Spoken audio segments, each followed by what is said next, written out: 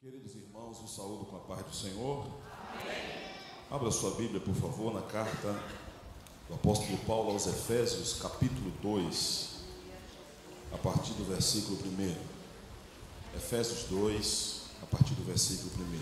Enquanto você procura, agradeço a Deus pela oportunidade, pelo convite do pastor Marcos Gouveia. Obrigado. É bom estarmos aqui para adorar o nome do Senhor Jesus. Efésios 2.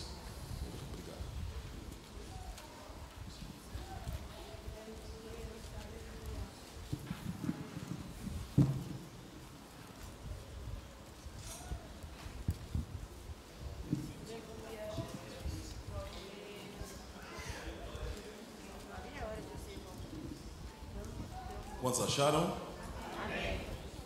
Diz assim a palavra do Senhor: e vos vivificou, estando vós mortos em ofensas e pecados, em que no outro tempo andastes segundo o curso deste mundo, segundo o príncipe das potestades do ar, do espírito que agora opera nos filhos da desobediência.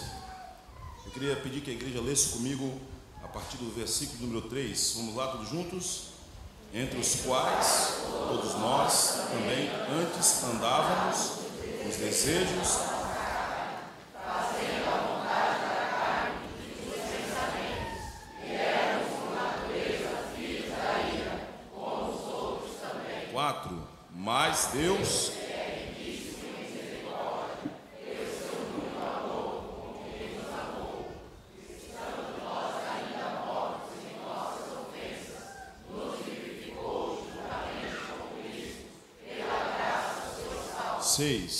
e nos ressuscitou juntamente com Ele e nos fez assentar nos lugares celestiais em Cristo Jesus. 7.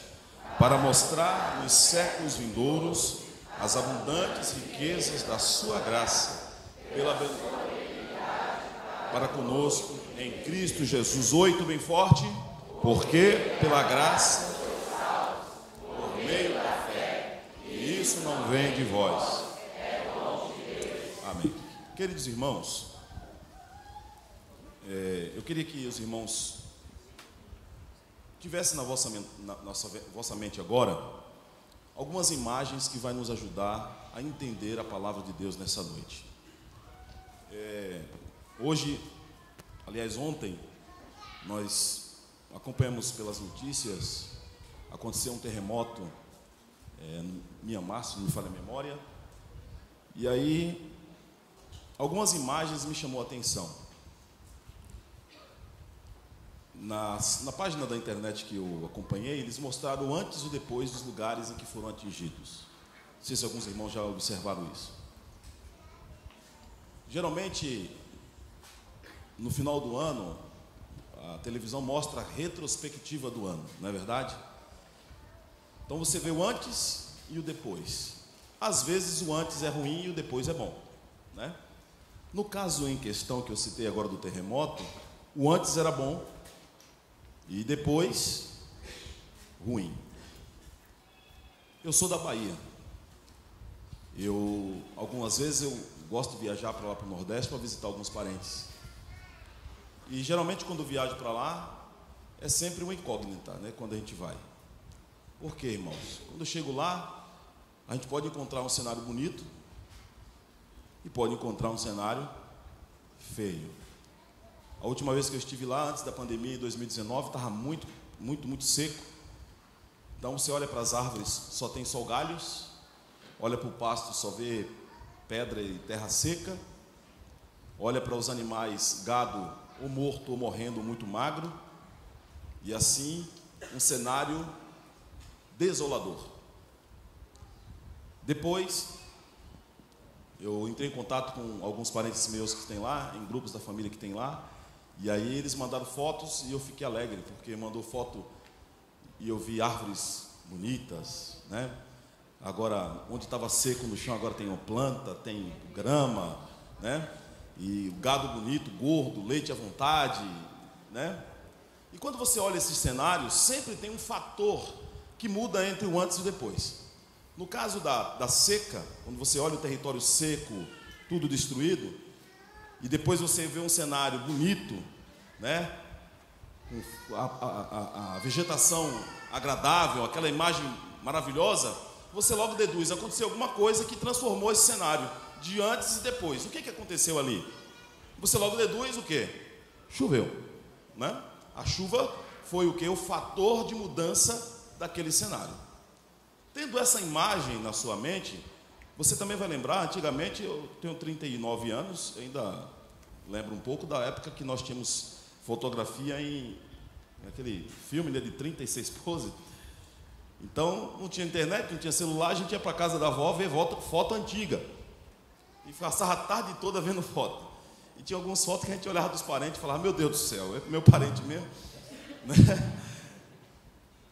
Agora está melhor do que antes, né? Mas era sempre uma alegria ver as fotos de cenários, né? E de imagens antes e depois. Então, coloque isso na sua mente, esta ideia de antes e depois. Agora, o texto que nós lemos mostra também dois cenários. O cenário antes e um cenário depois. E também mostra um fator que promoveu a mudança desse cenário. E qual é o primeiro cenário que nós vemos, irmãos? No Éden, Deus criou um casal perfeito. O cenário do Éden era o quê? Perfeito, lindo, paraíso, né? A coisa mais bonita que se pode imaginar. Mas aí aconteceu alguma coisa, teve um fator ali que mudou todo esse cenário. A Bíblia diz que o pecado entrou no mundo, e quando entrou o pecado, entrou também o quê? A morte. E aí as pessoas falam assim, foi uma morte física? Consequentemente foi uma morte física. Mas a primeira morte que houve foi a qual? A morte espiritual. Ou seja, todos os homens que ali estavam, e no caso fala que homens como a humanidade, no caso ali tinha um casal, Adão e Eva, morreram. Embora estivessem vivos fisicamente, mas espiritualmente o cenário já havia mudado. Antes vida, antes comunhão com Deus, antes alegria.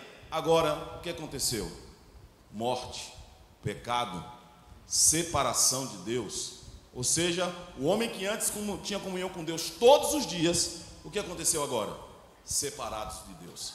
E não só separados, eles foram expulsos daquela região que era tão bonita, que era um jardim no Éden. Eles foram expulsos, colocados para fora. Por quê? Porque o pecado tem consequências, e consequências graves. Cenário terrível. O antes, bonito, lindo, agradável. Depois do pecado, o cenário o quê? Triste, sem paz, sem comunhão com Deus. Um cenário desastroso.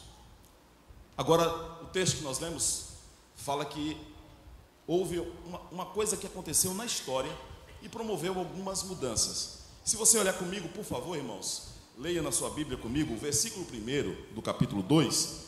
Paulo agora tenta trazer à nossa memória algumas imagens, algumas informações que nos ajudam a entender um pouco sobre esse estado espiritual. Olha o que diz o texto. Vos vivificou, estando vós o quê? Mortos em ofensas e pecados. O cenário inicial da humanidade é o qual? Morto em ofensas e pecados. A palavra morto aqui em grego é necros, que é a origem da palavra em português necrose, necrópole, necrotério. O que significa isso, irmãos? Espiritualmente o homem está em quê? Necrose. O homem sem Deus, o homem do pecado, o homem que ainda não nasceu de novo, que não entregou a sua vida a Jesus, ele é o quê? Morto, necrose. O que se pode esperar de um morto? Irmãos, nós passamos por perdas familiares ou amigos, e por mais que amemos essas pessoas que nós conhecemos ou que temos, se elas venham a morrer, não existe outra coisa a fazer. Qual é? Sepultar. Não tem como ficar com o morto dentro de casa. Por mais que você ame, tem que destinar ao local, ao cemitério. Esta é a condenação da morte, a separação.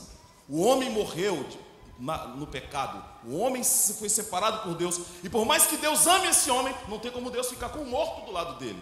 Deus teve que afastá-lo. E aí, quais as consequências do pecado? Morte, separação, condenação. Olha o que o texto diz: mortos em ofensas e pecados. E o que essa morte produzia? O que essa necrose produzia? Veja o versículo 2. em que no outro tempo andastes segundo o curso deste mundo. Ou seja, o homem que antes tinha comunhão com Deus, que fazia o que Deus queria, que obedecia à voz de Deus, para onde é que ele vai agora? Ele anda como agora? Segundo o curso. A palavra curso aqui é ideia, é ideologia, filosofia. O homem agora que antes tinha comunhão com Deus, que obedecia à voz de Deus, ele agora anda como? Segundo o curso deste mundo. O que o mundo dita, ele cumpre. O que o mundo fala, ele obedece. O que o mundo coloca como moda, como regra, ele pratica. Por quê? Porque ele está morto no pecado. E ele anda segundo o curso deste mundo. Só que o curso deste mundo tem uma mente principal. Tem alguém que é o idealizador deste curso, destas ideias, dessa filosofia. Não existe nada no mundo, irmãos, neutro. Tem um idealizador por trás. Tem uma mente pensante por trás. Quem é? Veja comigo. Segundo o príncipe, está no texto, das potestades do ar. Olha só, o homem no pecado, ele anda segundo o curso desse mundo, mas quem é a mente pensante por trás? O príncipe das potestades do ar. Quem é essa pessoa que Paulo fala aqui? O diabo. Foi ele que lá no Éden levou o homem e a mulher a pecar. Então ele é a mente pensante, ele é o cabeça que leva o homem a andar segundo o curso deste mundo. O que mais ele diz? No espírito que agora opera nos filhos da desobediência. O que significa isso aí? Espírito que agora opera. Esse espírito, o diabo, que comanda as ideologias do mundo, o que diz mais o texto? Ele opera nos filhos da desobediência. A palavra opera aqui no grego é energios, que é a origem da palavra energia em português. Ou seja, o homem no pecado, o homem morto, longe de Deus, se tem uma coisa que ele tem energia, é para quê? Para pecar. Tem energia para quê? Para desobedecer a Deus. Então, quanto mais ele peca, mais ele tem energia para pecar. Mais ele mente, mais ele tem energia para mentir. Mais ele tem vícios, mais ele tem energia para continuar naqueles vícios. Quando você vê alguém nas drogas ou em qualquer outro vício, e você vê ele quase ali parecendo um zumbi ambulante, e a pessoa continua fazendo aquela mesma coisa, é porque o espírito da desobediência, do príncipe das trevas, ele dá energia para essa pessoa fazer o quê? Pecar. Ele peca hoje, tem prazer em pecar e continuará pecando amanhã. E além de ter energia para pecar, celebra quando peca. Olha o que eu fiz, olha isso aqui. Ou seja, por quê? Porque ele é dirigido, conduzido por quem? Pelo príncipe das potestades do ar. Do espírito que dá energia para quem? Para os filhos da desobediência. Por que filhos da desobediência, irmãos? Quem foi o primeiro casal que pecou? Adão e Eva. Todos nós descendemos deles. E descendemos deles quando? Antes ou depois do pecado? Depois do pecado. Por isso que nós somos filhos da desobediência. Agora veja o versículo 3, por favor. Entre os quais todos nós também antes andávamos nos desejos da nossa carne, fazendo a vontade da carne e dos pensamentos. Agora note essa parte aí, irmãos, que uma coisa que é muito perigosa para nós, muitas vezes nós queremos fazer o que dá na nossa cabeça, né? E às vezes a gente se orgulha de dizer, eu faço o que eu quero, ninguém manda em mim, o que dá na minha telha eu faço. Cuidado. Por quê? Porque quem é que está alimentando essa vontade de eu, de você, de fazer isso ou aquilo? O que é? Olha o que diz o texto. Nós antes andávamos segundo o desejo da nossa carne e da vontade dos pensamentos. Ou seja, você diz que faz porque é a sua vontade, mas por trás tem um fator, tem um idealizador, tem uma mente pensante que alimenta a carne, que alimenta os desejos e que alimenta o pensamento.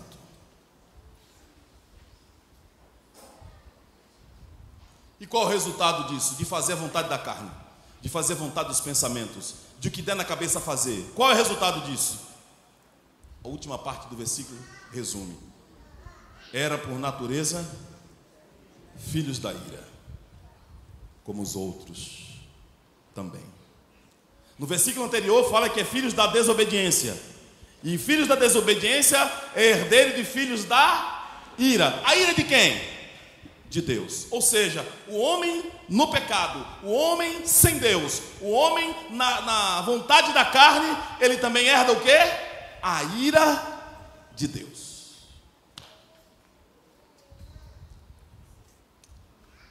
Quando a gente fala isso, quando a gente lê isso, eu já ouvi muitas vezes, e talvez você já tenha dito ou ouvido, alguém dizer assim: olha, só Deus pode me julgar.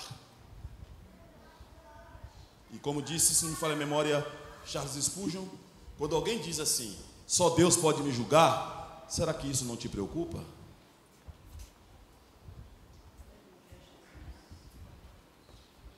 Porque quando alguém diz só Deus pode me julgar, na verdade, ele não está querendo o julgamento de Deus, ele só está querendo que a gente não fale sobre o pecado. Mas se só Deus pode lhe julgar, isso não lhe preocupa? Por quê? A base do trono de Deus é justiça. Se tem uma coisa que Deus é justo. Ele não condena o inocente e também não alivia para o culpado. Ou seja, se o homem está no pecado, com esse quadro que nós lemos agora, desobediência, fazendo a vontade da carne, a vontade dos pensamentos, seguindo o príncipe das trevas, obedecendo ao diabo claramente, morto em ofensas e pecados, diante de Deus, ele vai achar o quê? Ira, condenação, perdição eterna.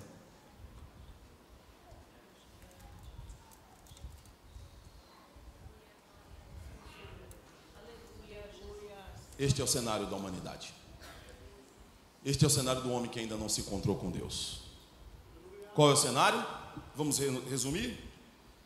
Versículo 1: morto em ofensas e pecados. Versículo 2: andando segundo o curso deste mundo. Segundo quem mais?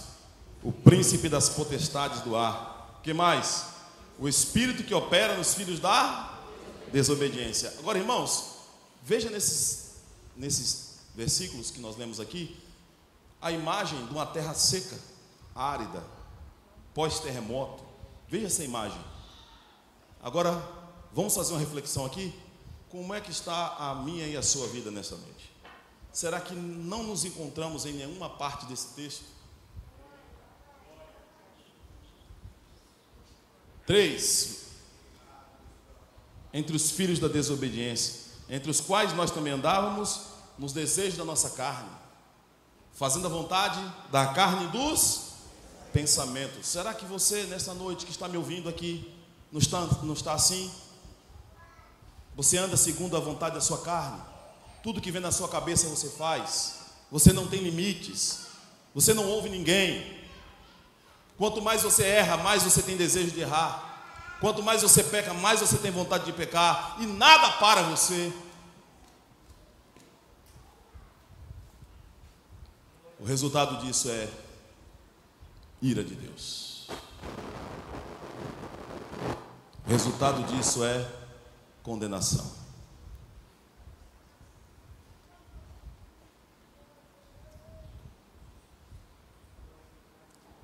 Este é o primeiro cenário. É um cenário bonito, irmãos? É um quadro que você compraria e colocaria na sua sala para ficar vendo? Não.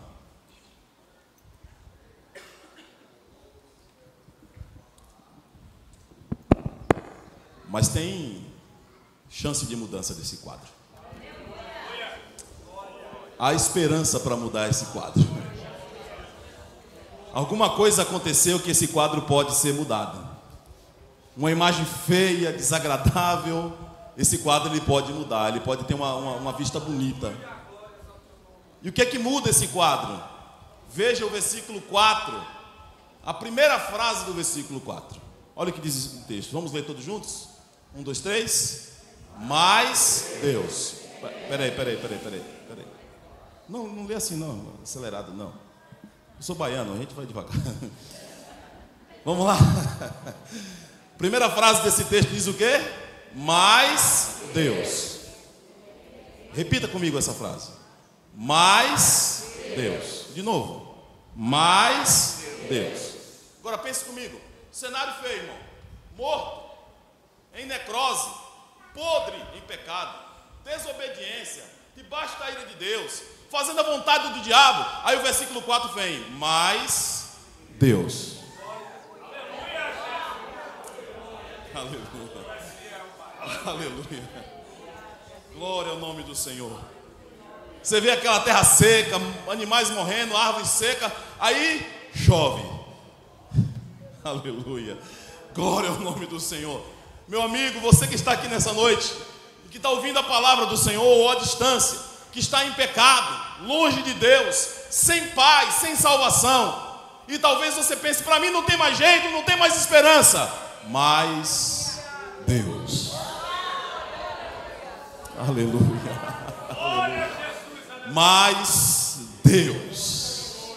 Eu estou perdido, eu tento sair dos vícios, eu não consigo, eu tento parar de pecar e não consigo, é verdade, mas Deus. Aleluia. Aleluia. Mas Deus. E o texto não acaba aí, poderia acabar aí, porque quando Deus entra, Ele é o fator de mudança do cenário. Quando Deus chega, Ele é o fator transformador de qualquer circunstância. Mas Deus chegou. Aleluia. O cenário era de morte, pastor Jefferson. Pecado, não tem quem resolva o problema do pecado. Mas Deus.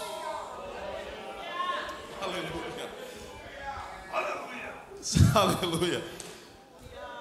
Não tinha Deus no texto até o versículo 3. Aí o versículo 4, Paulo fala, mas Deus, oh, aleluia, esperança, aleluia, oh, alegria, aleluia, agora podemos respirar uma luz no fim do túnel, porque Deus apareceu, mas Deus.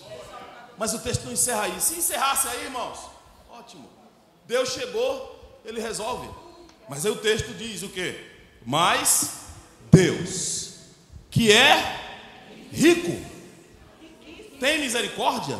Não, ele utiliza o superlativo, riquíssimo em misericórdia, pelo seu muito amor com que nos amou.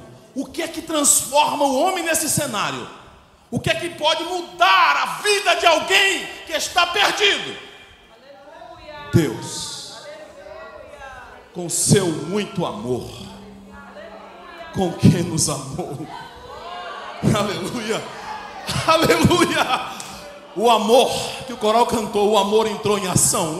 E não é o amor humano que é envolvido em trocas. Não, é o amor de Deus. Aleluia. É o amor de Deus que entrou em ação. Não é o amor humano. Porque o amor humano tem a ver com toma lá da cá, né? Se sua mulher disser para você, eu te amo, e você não falar, eu te amo também, meu Deus do céu, é perigoso, não é verdade? Porque o amor humano tem isso, uma troca. Agora, irmão, o que esperar de um morto? O que um morto poderia dar a Deus para receber o amor de Deus?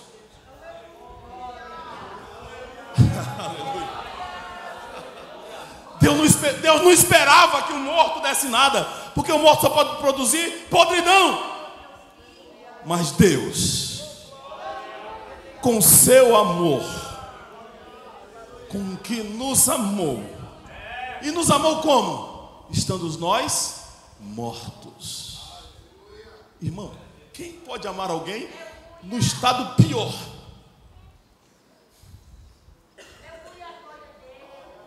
Aleluia. Deus te ama nesse estado que você está. Você está em pecado, você está perdido nos vícios, na mentira, em pecados inomináveis aqui. É nesse estado que Ele derrama amor sobre você. É nessa condição. Aleluia. Certa vez eu estava pregando para um rapaz e ele falou assim: eu não estou preparado ainda para receber. Eu falei: você que pensa, mas no estado que você está é o estado ideal para você receber o amor de Deus. E ele diz: estando nós mortos em ofensas e pecados.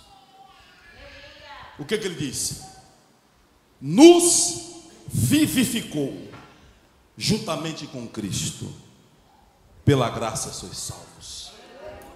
Agora o homem que tem um encontro com Deus, Deus encontra com o homem, o que é que Deus faz? Ele fica olhando para o morto. Diante do morto a gente faz o quê? Vela e depois sepulta, né? Diante do morto espiritual, Deus não fica olhando. E agora? O que eu faço? Não. Diante de um morto espiritual, Deus faz o quê? Vida. Aleluia. Vou mudar este cenário. Com o quê? Com vida. Aleluia. E como é que essa vida chega? Cristo.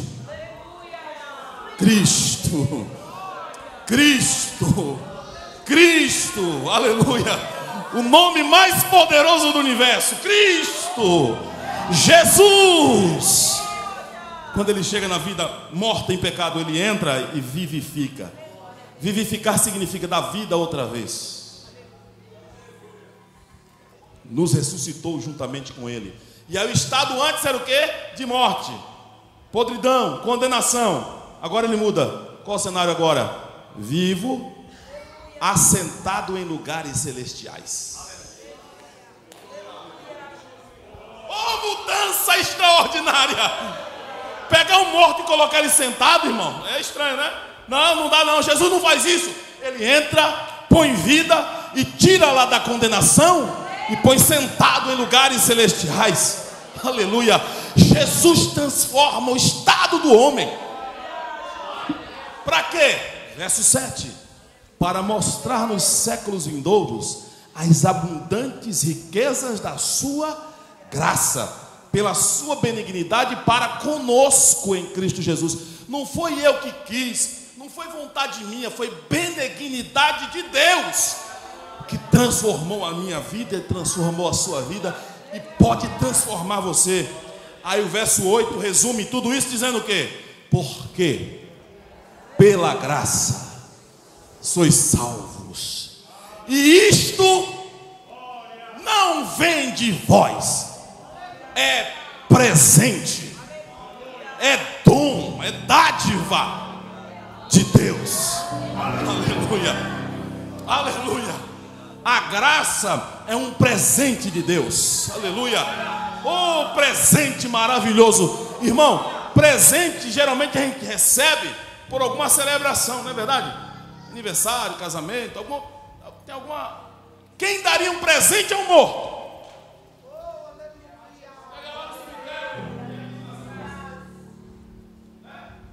Dia de finado, geralmente o pessoal vai no cemitério, leva flores, né? É um morto. Mas o que é que Jesus faz? O presente dele para o morto é o quê? Vida. Aleluia. Vida outra vez. Aleluia. Transformação, mudança de estado. Oh, aleluia.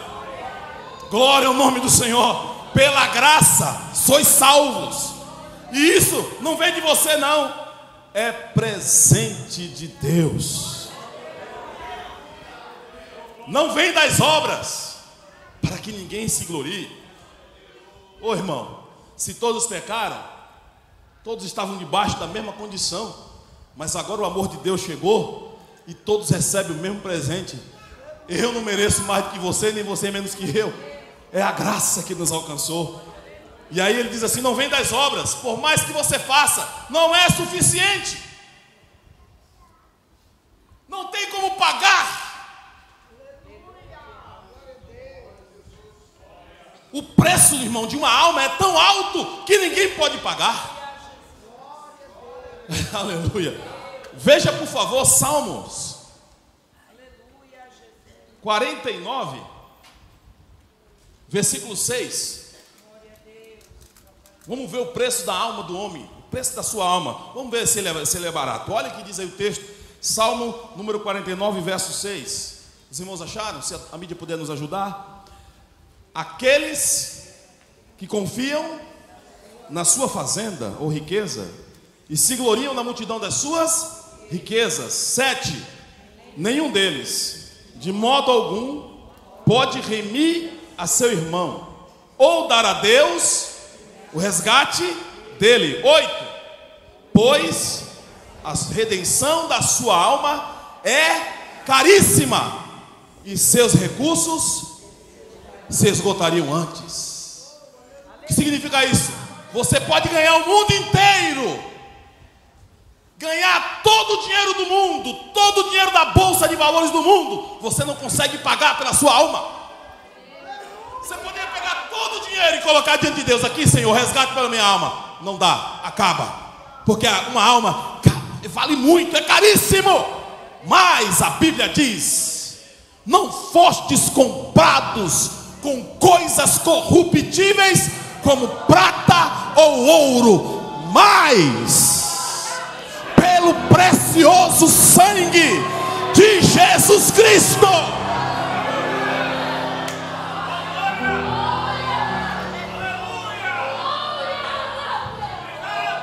Aleluia. Sua alma é caríssima, e só tem um que pode pagar por a sua alma: Jesus Cristo. E Ele não só pode, já pagou na cruz.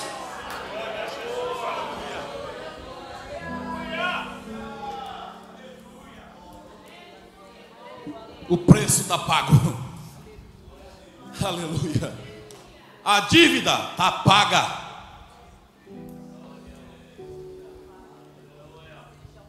É possível que você, eu já vou encerrar, é possível que você diga: eu estou sofrendo, eu estou passando por tudo isso, estou pagando pelos meus pecados. Ih, meu amigo, vai longe nessa história de pagar. Morre e não acaba o pagamento,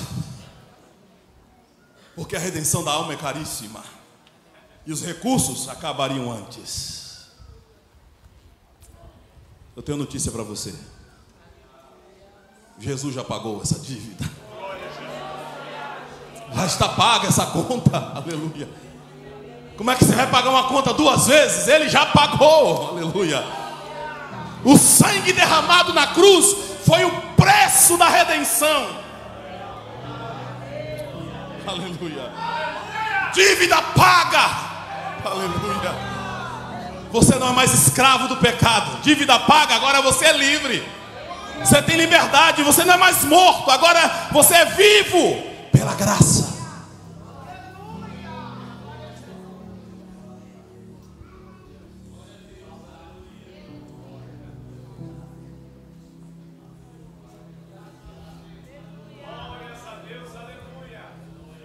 Pela graça sois salvos.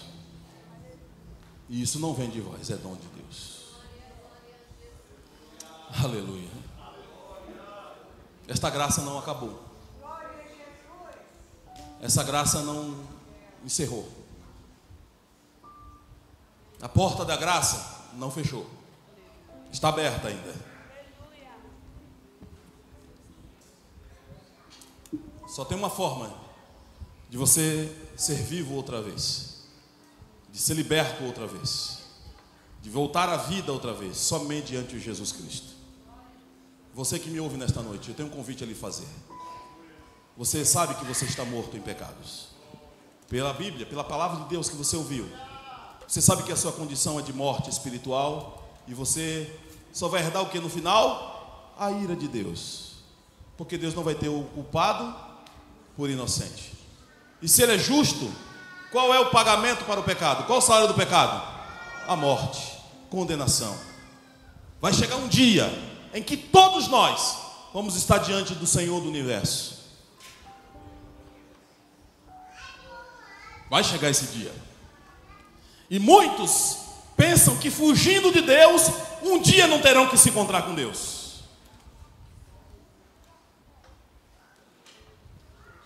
Você pode fugir de Deus aqui. Você pode até fugir de Deus aqui. Mas um dia você vai se encontrar com Ele. No final da trajetória, não tem para onde correr. Estaremos diante do Senhor da história. E aí a pergunta é: quando você chegar lá, a tua dívida de pecado vai estar paga ou em dívida ainda?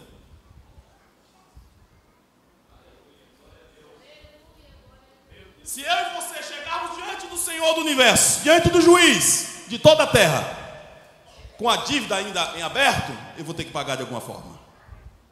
e eu não vou ter como pagar, serei o quê? Condenado. Condenado ao inferno eternamente. Mas se eu chegar diante dele e falar: olha, eu devia mesmo, Senhor, mas o teu filho aí pagou a minha dívida. Aleluia. Glória ao Deus do universo. Aleluia. Aí ele vai dizer para você: pode entrar.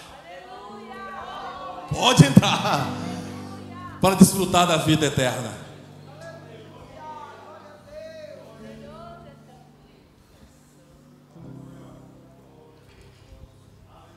Esta informação que eu dei para você é a informação mais séria de toda a sua vida. A vida eterna.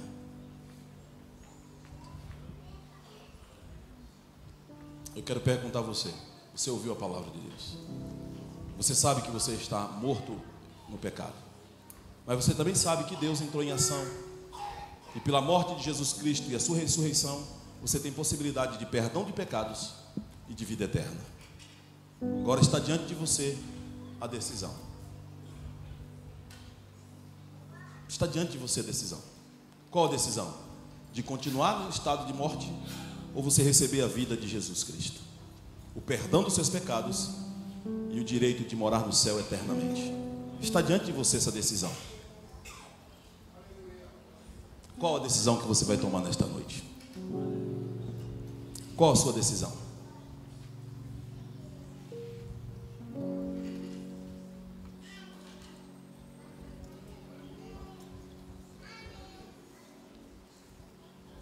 Esta é a pergunta mais importante que alguém poderia fazer para você.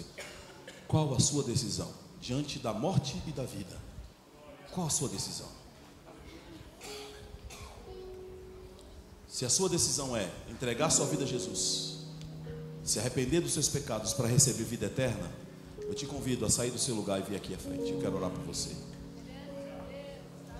Basta que você dê um sinal com a sua mão. Nós queremos orar por você. Essa é a decisão mais importante. Você que está afastado, está no pecado, longe de Deus, ainda há uma oportunidade, ainda há uma chance. Você pode hoje decidir voltar aos braços do Pai. Nós queremos orar por você. Alguém nesta noite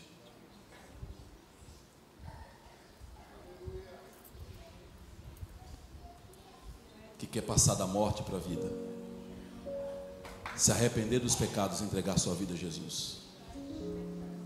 É uma decisão muito séria, mas é necessária. Não há outra oportunidade, não há outro caminho. Jesus Cristo disse: eu sou o caminho, a verdade e a vida, e ninguém vem, não é vai, vem ao Pai, senão por mim. Só Jesus Cristo pode salvar. Só Jesus Cristo pode salvar a mim. Alguém nessa noite quer entregar a sua vida a Jesus? Basta você dar o sinal com a sua mão, nós vamos orar por você. Voltar aos braços do Pai. Sacrifício de amor que me comprou, ungido do Senhor. Você está do lado de alguém aí? Converse com ele. Apresente a ele. Hoje é dia de voltar aos braços do Pai. Se arrepender dos seus pecados e ter o perdão de Jesus Cristo. Alguém? Nós queremos orar por você. Nós não temos pressa. Eu aguardo você. Hoje é dia de redenção. E amanhã, entrega a tua vida ao Senhor. Confia nele. E o mais Ele fará. Você não se transforma, você decide. E Jesus é quem transforma. Eu quero orar por você. Onde está você nesta noite? Não tem receio. Estou te convidando para entrar para a salvação.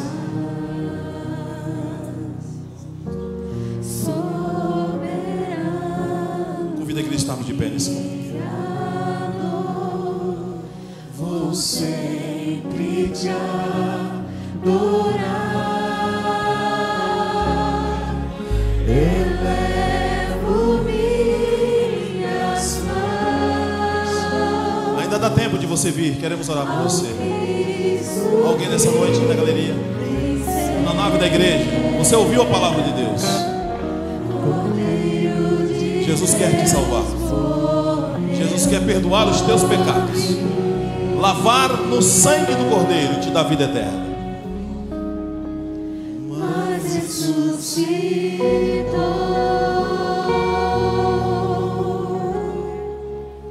digno é o Senhor.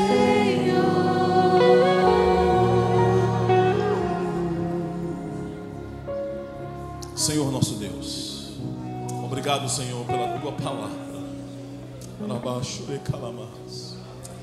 Obrigado pela salvação, pelo perdão dos meus pecados. Obrigado pela redenção que o Senhor nos conquistou na cruz do Calvário. Senhor, obrigado pela tua eleita, pela tua igreja. Nós oramos para aqueles que ouviram a tua voz nesta noite, Senhor. Que esta palavra possa produzir no coração, Pai. E esta pessoa possa decidir entregar a sua vida a ti, Senhor. Seja aqui, seja à distância. Senhor, salva os perdidos, liberta os cativos, dá vida aos mortos. Faz a tua vontade, Deus, em nome e para a glória de Jesus. Amém. Deus abençoe a igreja. Obrigado.